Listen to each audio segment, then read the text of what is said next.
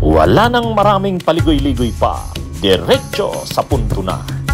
Maiksi lang ang komentaryo, pero diretso sa punto.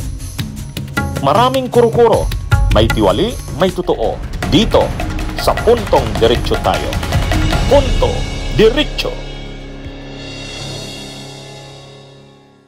Nagsisimula na rin, parang medyo lumalakas ang protesta ng mamamayan. Ha? Anong observation mo? Tama. Meron ng mga grupo, mga 3 yatang grupo, ilang araw na, nag-rally dun sa bahay at opisina ng mga diskaya. Diba? Yung isa ay nilusog, pinagbababato ng putik at pinintahan yung kanilang pader at gate. Yung isa, nagsuot ng mga costume ng mga multo. No? At yung mukha ng mga kontraktor ang nakalagay doon sa multo, no? Tapos pati ang Kongreso may lumusob, no? Nagka-dispersal, nagkagulo. Pati DPWH. Pati sa DPWH. So tumitindi yung ganito, nag-i-scale up din. Kung hindi aayusin ng mga ahensya ng gobyerno yung kanilang mga sarili, baka pumunta ito sa isang Indonesian scenario. Dahil underneath dito sa mga hearing na ito, ay galit na mga tao. No? At yung outrage na yan, kung hindi maitatayo ng mabilisan yung independent commission, kung walang makakasuhan at makukulong, yung outrage na yan ay tatama sa gobyerno.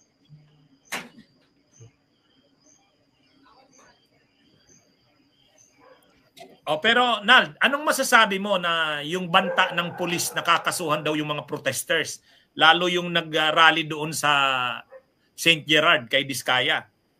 Pag ginawa nila yan dyan, they're just pouring gasoline, no, on the fire, no?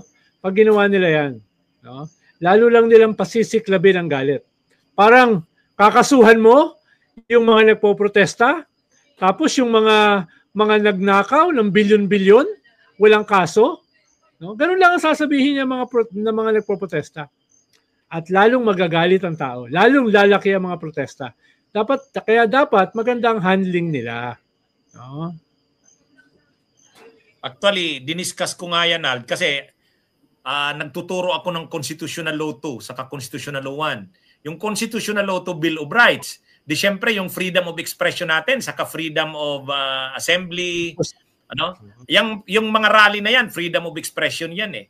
Ngayon, ang tanong, tama ba na kasuhan yung mga protesters, yung mga nagpo-protesta na yon, kasuhan ng PNP at pagbawalan na magsagawa ng ganung mga rallies? Ang sabi ko diyan, ang bill sa hierarchy ng mga rights, ang human rights mas mataas pa yan sa property rights.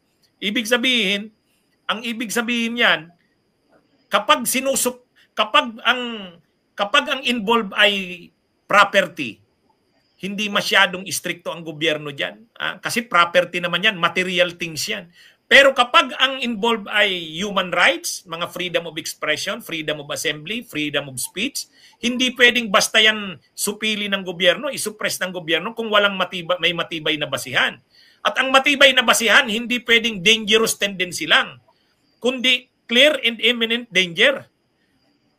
Yung sinasabi nilang violence, mayroon na bang clear and imminent danger ng violence?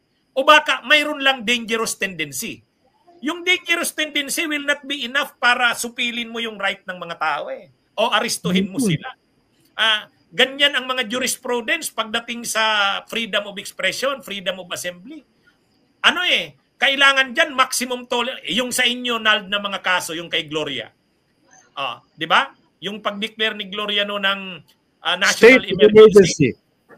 State emergency. Kayo yun. David versus Arroyo. Landmark case na dinidiscuss ko sa klase.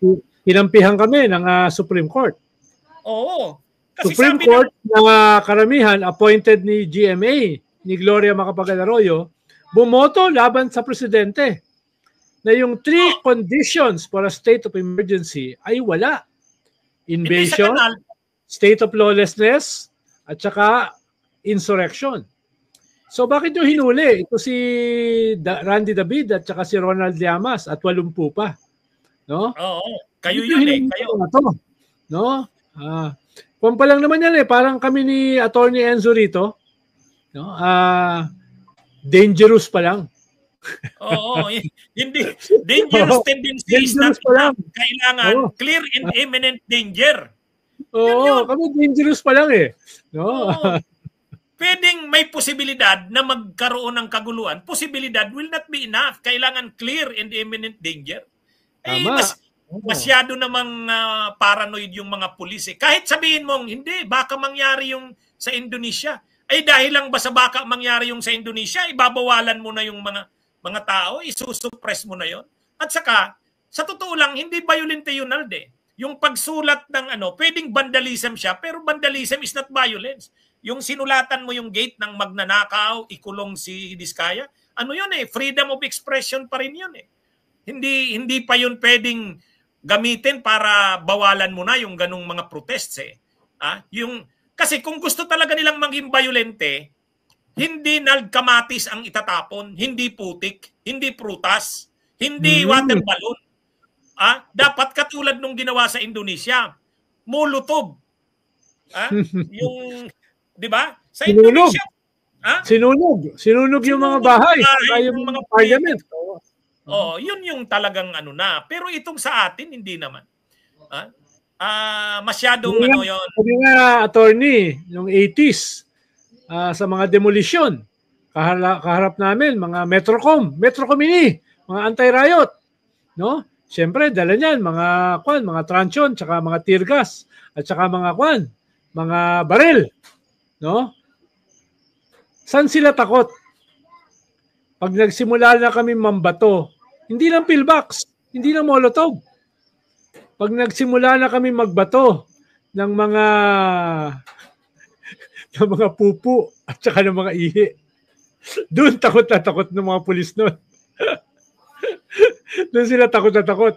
Pag binabato na, atrasa na yung mga pulis. Naalala ko yun eh. Actually, Nald, nung panahon ninyo, yung kay Gloria yon, kasi ang dami ng mga ginawa si Gloria nung galit na rin ng tao. May tawag doon sa may policy si Gloria na inadapt. May term yung preemptive response ba yon? Preemptive response yung ang concept Uunahan mo. Oo, nip in the bud. Parang nagsisimula pa lang yan, may tendency silang may tendency maging violent yung kanilang mga mass actions. Anuin mo na. Preemptive strike, yun yung concept. Sabi ng Supreme Court, hindi pwede yung preemptive strike. Kasi mas tama yung nandun sa maximum tolerance. Kasi yung preemptive strike, nagsisimula pa lang magtipon-tipon, mag-rally, sasabihin mo, posible itong posibleng maging violent ito, na natin, i-disperse na natin. Sabi ng Supreme Court doon sa inyong case na David versus Arroyo, hindi pwede. Hindi pwede. I-tolerate yung rally. Huwag mong babawalan 'yan. Kahit hindi mo pwedeng gamiting basis na may nakikita kang tendency na maging magulo ang rally. Hindi pwede yung nakikita mo lang. Hindi pwede 'yun. Kailangan clear and imminent danger. Kaya siguro hindi nag-aral ng ganyan itong mga sabagay, hindi talaga nag-aral ng ganyan ng mga pulis eh. Hindi, nung panahon nga na yon, nung hinuli kami ng mga pulis, tinanong namin yung mga pulis, on what basis are you arresting us? Hindi alam ng mga pulis dahil hindi nila alam yung state of emergency order ng presidente. Tawa ko lang tawa. So, mismo yung abogado namin ang nagbasa sa kanila nung dahilan kung bakit kami inaaresto. Dahil yung umaaresto, hindi alam. Nautusan lang daw sila. Tawa ko lang tawa nun. Kami pa nagpaliwanag doon sa arresting officer, no? Sila General Radovan, kung bakit nila kami hinuhuli. Pero nung panahon na yan, Nald, ganito na rin yung galit ng tao, no? Yung pinamunuan ninyong mga rallies nung kay Gloria, ganito na, no? Yes, kanyan February 22, 2006. Yun yung 20th anniversary ng EDSA. No? 20th anniversary. Doon pa kami hinuli. 20th anniversary ng EDSA on the same day. Oo. Saka, kung titingnan natin, mabait pa nga tayong mga Pilipino. Yung ginagawa natin na yan na rally doon sa harap nila Diskaya, saka DPWH, saka Kamara, napakaano pa niyan. Tingnan nyo yung Indonesia. Ang issue doon sa Indonesia, ano lang yun ha? Yung mga allowances. Allowances, mga perks. Yung mga lawmakers, yung mga mambabatas doon, nagbigay sila ng mga allowances sa sarili nila. Tapos yung mga perks, mga privileges, yun, nagalit na yung mga tao, umabot na sa puntong nanununog na sila ng mga bahay ng politiko eh. Pero dito sa atin, mas malala itong ginagawa dito na korupsyon. Talagang matindi. And yet, ang ano pa ng tao, napakaano pa nito, itong ginawa ng mga tao doon sa harap ng bahay ni Diskaya. Wala naman silang sinaktan. In-express lang nila yung galit nila eh. Bunyog, bunyog, halikan na kasama ka. Bunyog, kapag buklod ay may pag-asa. Luzon, Visayas, Mindanao, isa ang pananaw. Sa bagong Pilipinas ang bunyog isisigaw. Bunyog.